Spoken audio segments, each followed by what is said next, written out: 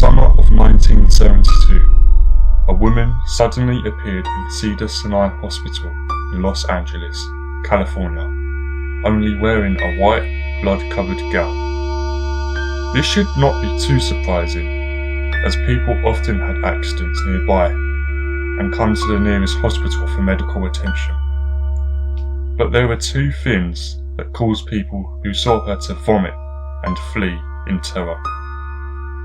The first being that her appearance wasn't exactly human. She resembled something close to a mannequin figure, but had the dexterity and fluidity of a normal human being. Her face was as flawless as a mannequin's, devoid of eyebrows and smeared in makeup. It appeared there was a kitten clamped in her jaw, so unnaturally tight that no teeth were visible, and the blood was still squirting out over her gown and onto the floor. She then pulled it out of her mouth, tossed it aside, and collapsed. From the very moment she stepped through the entrance to when she was taken to a hospital room and cleaned up before being prepared for sedation, she was completely calm, just expressionless and motionless. The doctors thought it was best to restrain her until the authorities arrived, and she did not protest. They unsuccessfully did not manage to get any kind of response from her, and majority of staff members felt too uncomfortable to look directly at her for more than a few seconds. But as soon as the staff tried to sedate her, she retaliated and fought back with extreme force.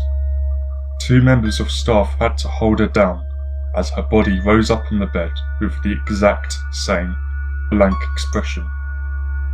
She then turned her emotionless eyes towards the male doctor and did something unusual. She smiled. As she did, the female doctor screamed and let go out of shock. In the woman's mouth were not human teeth, but long, sharp spikes. Too long for her mouth to close fully without causing any damage. The male doctor stared back at her for a moment before asking, "What the hell are you?" She cracked her neck down to her shoulder to observe him, still smiling. There was a long pause. The security had been alerted and could be heard running down the hallway. As he heard them approach, she darted forward, sinking her teeth into the front of his throat, ripping out his jugular and letting him fall to the floor, gasping for air as he choked on his own blood. She stood up and leaned over him, her face coming dangerously close to his as the life faded from his eyes. She leaned closer and whispered in his ear, "I am God."